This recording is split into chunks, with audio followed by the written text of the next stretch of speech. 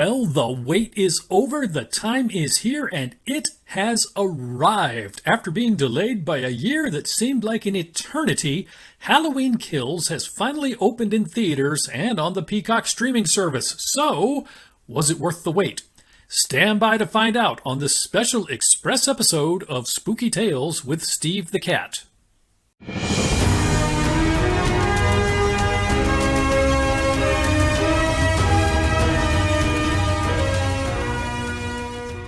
Hello and welcome to this very special Halloween Kills Express episode of Spooky Tales with Steve the Cat. I am Steve the Cat and we are very excited about this episode because after a year delay we are finally getting the theatrical release of the long-awaited sequel Halloween Kills. Well, I was able to score tickets to a Thursday night showing and I have now seen the film. So I'm going to take a few minutes to give you my first impressions. Now, I'm going to do my best to avoid spoilers, but if you have not seen the film and you want to go into it with a completely clean slate, please stop the video now and bookmark it so you can come back and watch it after you've seen the film. But please, make sure you do come back because I really need the views. Now, before we go any farther, let's get the disclaimer out of the way. Warning, we are about to discuss a horror movie. These movies often include violent, frightening, and disturbing content. Viewer discretion is advised. If you are the kind of person who is triggered by discussion of violent or frightening content, I advise you to stop now and note that this broadcast is intended for audiences over the age of 18. So let's start out by setting the table for this film. Halloween Kills is the follow-up to Halloween 2018. Which is a direct sequel to the original 1978 release of Halloween. Now, this is a very important point, and it's a point of confusion for some people, so I'm going to spend just a minute addressing the timeline of this film. Since the original Halloween came out in 1978, there have been multiple sequels and remakes. In fact, by my count, Halloween Kills is the 12th movie in the Halloween franchise. So, if you're a new fan or if you're a novice fan, you might be a little bit intimidated about going to see Halloween Kills because you might be concerned about being confused or not knowing what's going on. Well, if that sounds like you, do not worry. Take a breath, relax, clear your mind, and go see the movie because the makers of the new Halloween films have made things very simple for you. As we have discussed on my show before, the different Halloween sequels actually set up what you can think of as several different timelines in a multiverse. And the new films begin a brand new timeline that picks up after the 1978 film, so you do not need to be familiar with all of the sequels to enjoy Halloween Kills, because this film sets up a whole new timeline where those sequels don't exist in the first place. In other words, the events of the original Halloween happened in 1978, then the events of Halloween 2018 happened 40 years later, and that's all you need to know in order to fully enjoy Halloween Kills. That's it. So, let's just take a minute and get caught up on the backstory. The original film Halloween opens on Halloween night in 1963 in the town of Haddonfield, Illinois, when a 6-year-old boy named Michael Myers, still wearing his clown Halloween costume, calmly takes a large knife from the kitchen, dons his clown mask, walks upstairs, and brutally stabs his 17-year-old sister to death. After the stabbing, Michael never speaks again. He never explains why he did what he did. He never expresses any rage. He never expresses any remorse. Never shows any emotion of any kind. He is confined to a mental institution where he just kind of simply exists. After years of study, his psychiatrist, Dr. Samuel Loomis, becomes convinced that Michael is simply the incarnation of evil and must never be let out. Well, fast forward to 15 years later. On October 30th, Michael escapes from the mental institution and disappears. Dr. Loomis immediately heads to Haddonfield and tries to convince the local sheriff that Michael will return to Haddonfield and that it will be a slaughterhouse if he is not stopped. And Dr. Loomis is right. Michael has already returned to Haddonfield and is already stalking a trio of teenage girls. By the time the evening is over, Michael has killed 4 people, with teenage babysitter Laurie Strode, played by Jamie Lee Curtis, managing to fight him off and protect the two kids she is sitting, Tommy Doyle and Lindsay Wallace, long enough for Dr. Loomis to show up and shoot Michael repeatedly. As Dr. Loomis tends to Laurie and the kids, Michael disappears. So, 40 years after the original film, we get Halloween 2018. Now, technically the film is not called Halloween 2018, it is just called Halloween. However, it becomes very confusing when we discuss two films that both have identical titles. So, for the purposes of this review, we're going to refer to it as Halloween 2018. Anyway, as the film opens, we discover that Michael was eventually captured on Halloween night in 1978, and that he has been in Smith's Grove Mental Hospital ever since. Laurie Strode still lives in Haddonfield, but her psyche has been permanently scarred by her encounter with Michael. She is reclusive, she is paranoid, she is agoraphobic, and she is convinced that another encounter with Michael is inevitable, even though he's been locked up for 4 decades. Laurie's house is a fortress, and she owns an assortment of guns, and she has spent her life getting ready to hunt Michael down when the time arrives. Now, as you might expect, this has taken its toll on her life. She is twice divorced and has a strained relationship with her adult daughter Karen and her granddaughter Allison, who cannot understand why Laurie cannot move on with her life. Well, Karen and Allison's perspective undergoes a radical shift after Michael escapes while being transferred to another facility and returns to Haddonfield. The town is soon turned into a killing field as Michael goes about his business, with the local sheriff's office trying desperately to find him. As the manhunt goes on, a series of events takes place and leads to a final conflict at Laurie's home, where Michael gets inside the house and stalks Laurie, Karen, and Allison.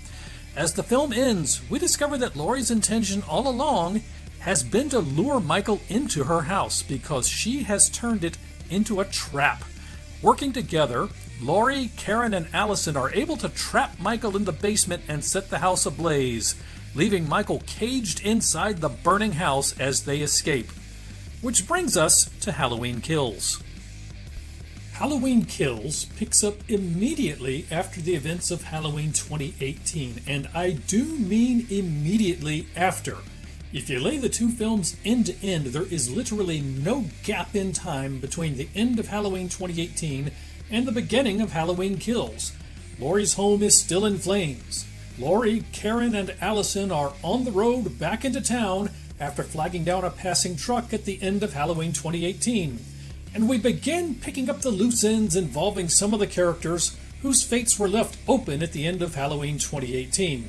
As Laurie, Karen, and Allison arrive at the hospital, the fire department arrives at Laurie's house, not knowing that Laurie intentionally set the fire, or that Michael Myers is still inside.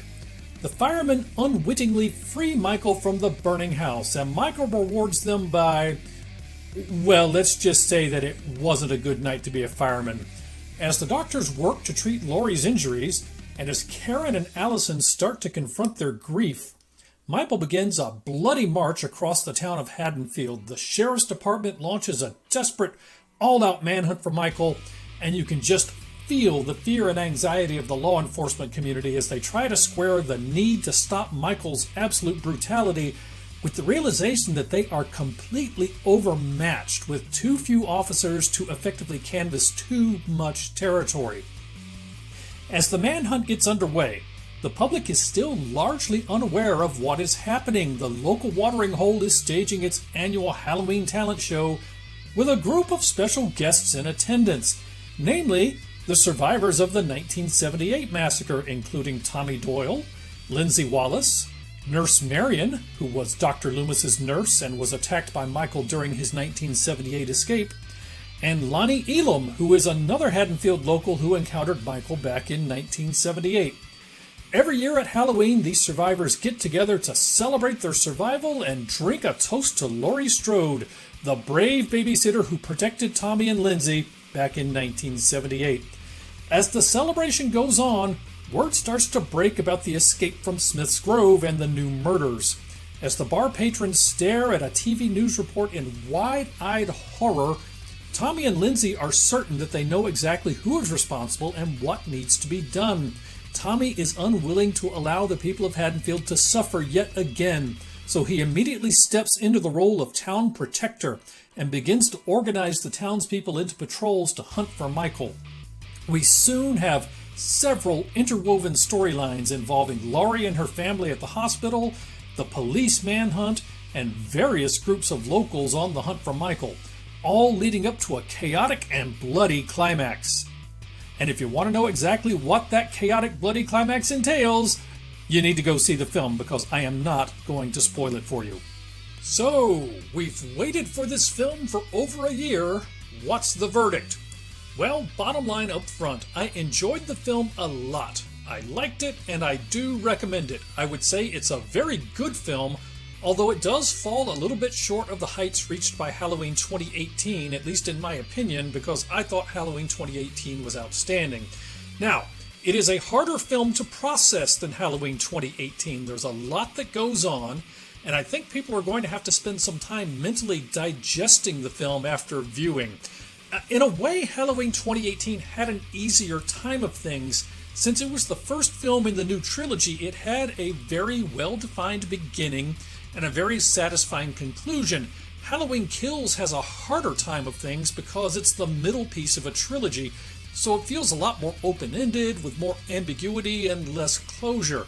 Since it picks up immediately after the first film, you get thrown into events almost immediately, so you don't get a lot of opening exposition like you get in Halloween 2018, and the ending feels less satisfying than Halloween 2018. Instead of a triumphant resolution, you get an ending that has a bit of a to-be-continued kind of feel to it. Now, most fans really liked Halloween 2018. I think the fan reaction to this one is going to be a little more mixed because of that ambiguity and lack of closure at the end. Now, as I said, I like this film and I do recommend it, but it will not surprise me if I see some negative reactions on fan forums, because I know some people just don't deal well with ambiguous endings. For some people, I think their ability to appreciate this film is going to come down to what happens in next year's film, Halloween Ends. It would not surprise me at all if some fans initially don't like Halloween Kills and then revise their opinion later after the entire trilogy is complete. But we've got a year to go to see if that's true. So let's talk about what I liked about the film. First of all, it has a likable set of well-developed characters. You get to know a number of the Haddonfield locals, including a couple who had just a brief appearance in Halloween 2018, and the film explores the character of Tommy Doyle in particular. For me, Tommy Doyle came across as flawed, but ultimately likable, or at the very least relatable. And if you've seen the film and you have a dissenting opinion, bear with me, I'm going to get into the reasons for that in a few minutes. I thought the film did a good job of adding local characters to flesh out the story that they started in Halloween 2018, and in a way you could say that the town of Haddonfield is one of the characters of the film. This is very much an ensemble film with multiple interconnected story threads, which I really enjoyed. Second, even though the film has a high kill count, it still manages to insert tension and suspense throughout the film. Now, I think this would have been even more effective if they had not given away so much about the film in the trailers, which I will rant about in a moment. But they did keep me on the edge of my seat for much of the film. Third, if you're a fan of slasher films, there are some kill sequences in this movie that will really make you sit up and or squirm depending upon your inclination. Michael is absolutely brutal in this film. Fourth, I thought the film did a particularly effective job of showing how word about the murders spread through the local bar and then the town. Now, if you think back to the 1981 film Halloween 2, at the start of the film, not everybody knows what is going on, and it takes a while for everyone to kind of get into the loop, and that same thing happens here. The director doesn't just flip a switch and say, okay, now everyone in town knows Michael is back. It happens organically over time, and personally, it reminded me of my own experience going way back to the 9/11 attacks. I was at a conference for work back when I lived in Michigan, and various people around the conference center started getting text messages at their tables, Then you heard whispered conversations breaking out here and there at the tables around the room, and then finally somebody stepped up to the podium and addressed the crowd to let us know what had happened. Similarly, in Halloween Kills, you see people around this bar getting text messages and reacting, one and then another, finally culminating in a news story on the TV behind the bar. I just thought the whole sequence was very well done. Finally, things that I liked. There is some genuine emotion in this film. You really sense a kind of family bond between Tommy, Lindsay, Marion, and Lonnie. But it's not just the lead characters. Now, there's one particularly heartbreaking sequence in the film where you see a distraught mother begging the hospital staff for any information about her child whom she has not been able to locate.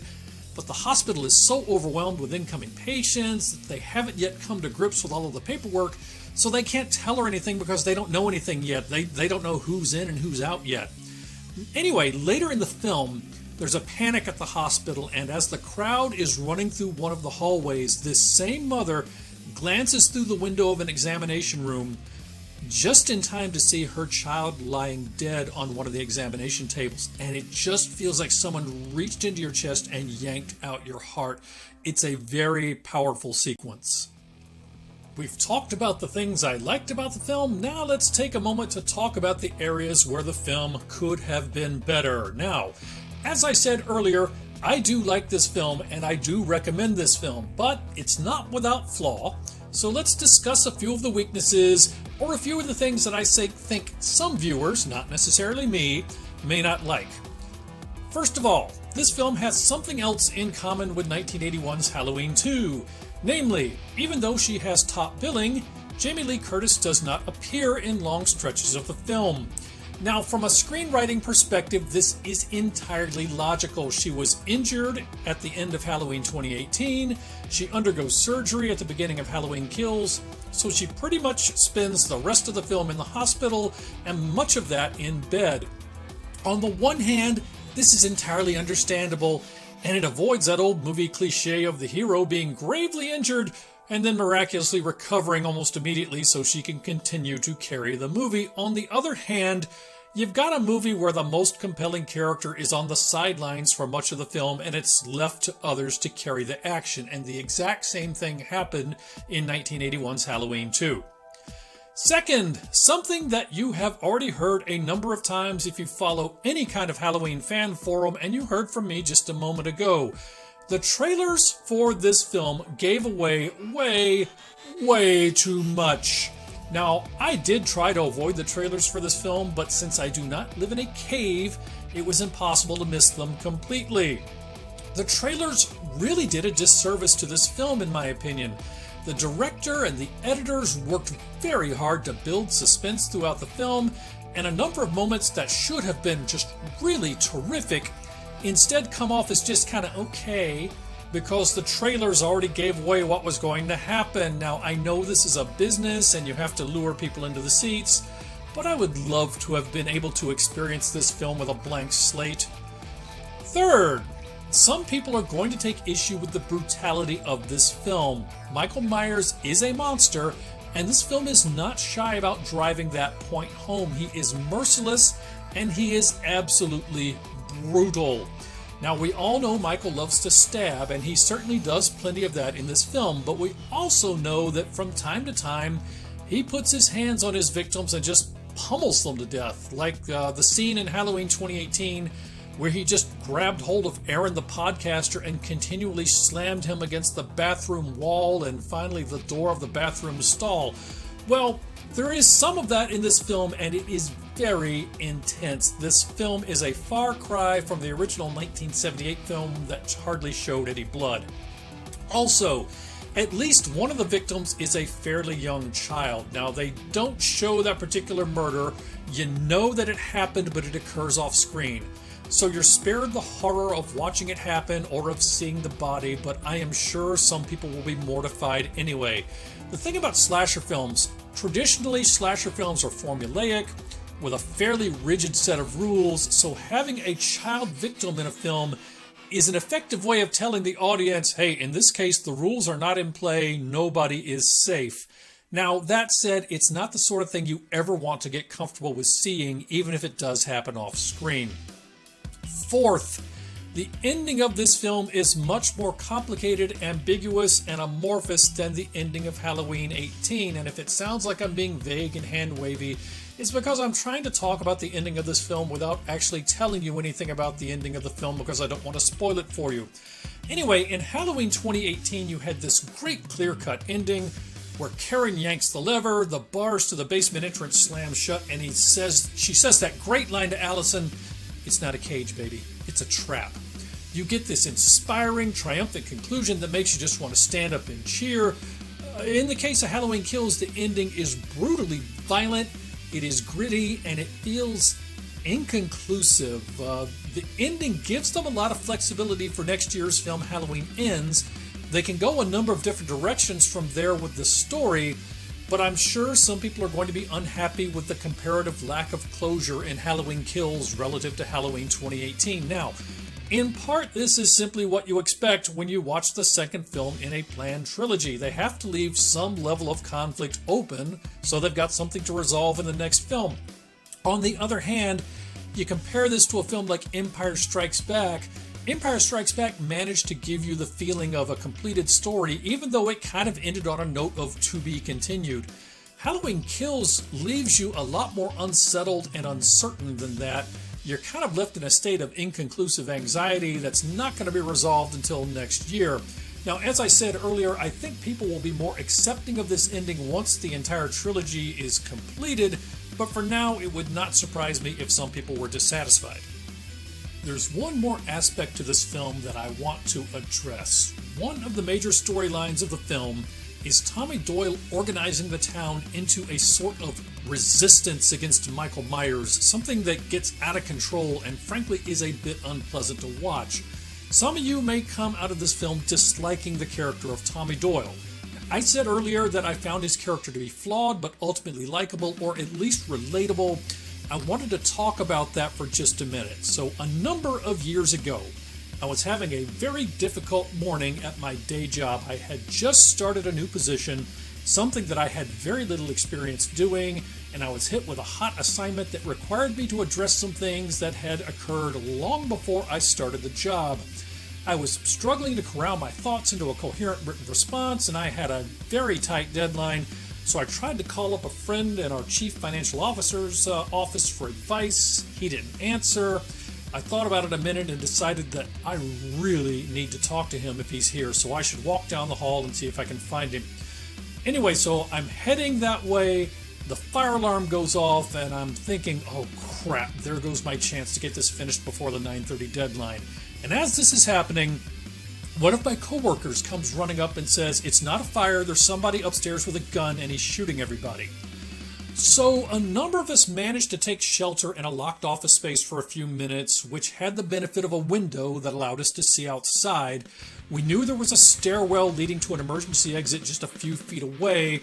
Once we saw that there was an armed policeman outside, we decided to make a break for the stairwell. Now, fortunately, the gunman was in another part of the building, so we were able to get down the stairs, get out the door, and get to another building without incident, although you don't know that at the time. You're just certain that every time you go through a door or around a corner, you're going to run face first into a crazed man with a shotgun. But that did not happen, at least not for me.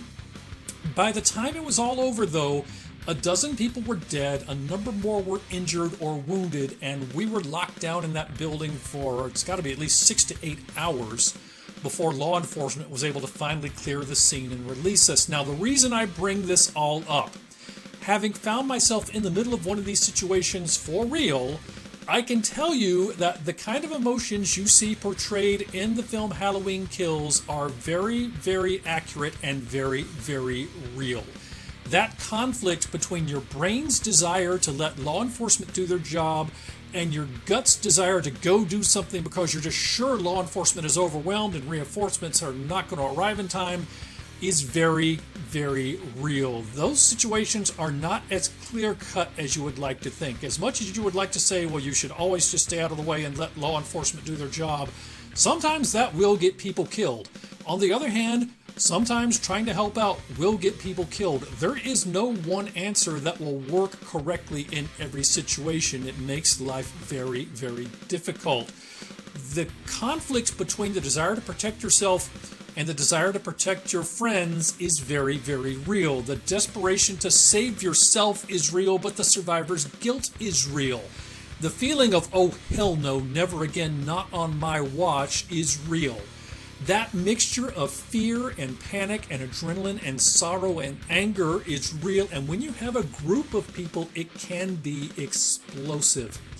There are a number of different ways that situation can ultimately resolve itself. It can become an orderly situation where people organize to help each other. It can become a mass panic, or it can become something else entirely. Anyway, as I watched this film, and I watched the people of Haddonfield going through all of it, and understand this is fiction, and I know that it's fiction, but as I was watching all of this, it felt very familiar. It felt uncomfortably familiar.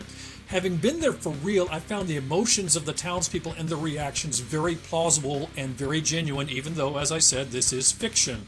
Now, that's not to say these situations always will or always should devolve into mob violence. Now, as I said, there are a number of different ways these situations can resolve themselves, and the crowd getting angry and fighting back is just one of them. It may not be the most likely outcome. It certainly is not the most attractive income, but it's certainly not the most attractive outcome. But it absolutely is a believable outcome. So have some sympathy for Tommy Doyle and the people of Haddonfield as you watch this film.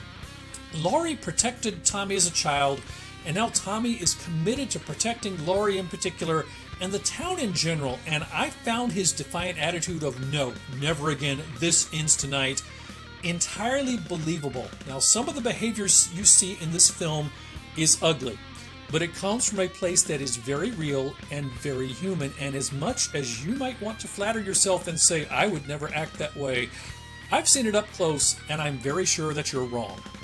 So, in summary, Halloween Kills is a very good film and a very good follow-up to Halloween 2018.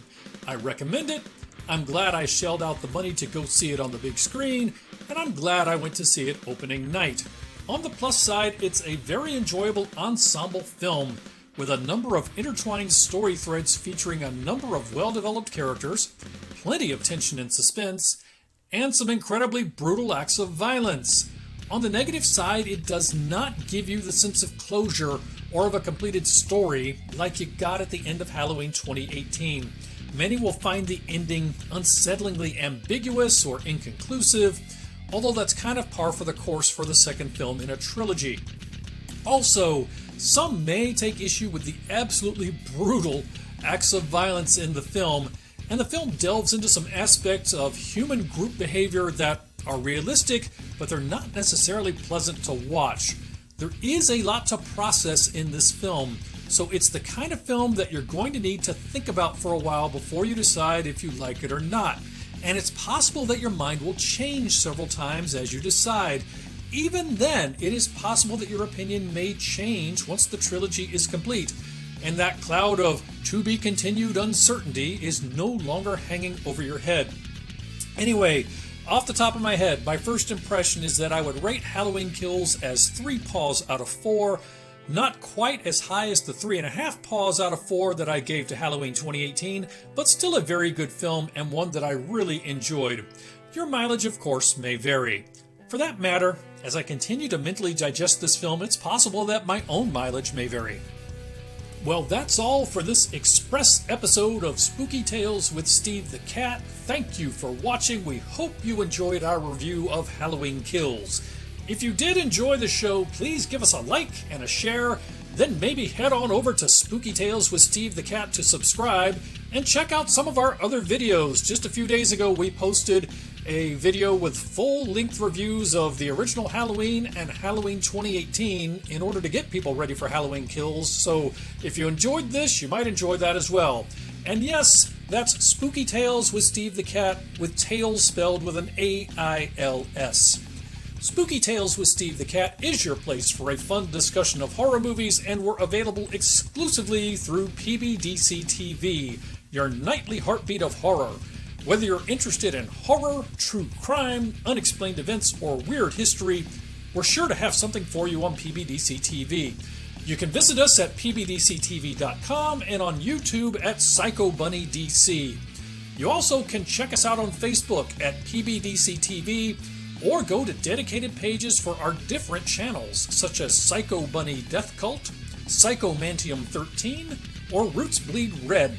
Each channel has a slightly different atmosphere, but they're all a part of the PBDCtv broadcast collective. Well, that's all for now. Thank you once again for joining us. New episodes of Spooky Tales with Steve the Cat premiere every Monday night at 10 p.m. Eastern, so we hope to see you then. But for now, bye-bye everybody.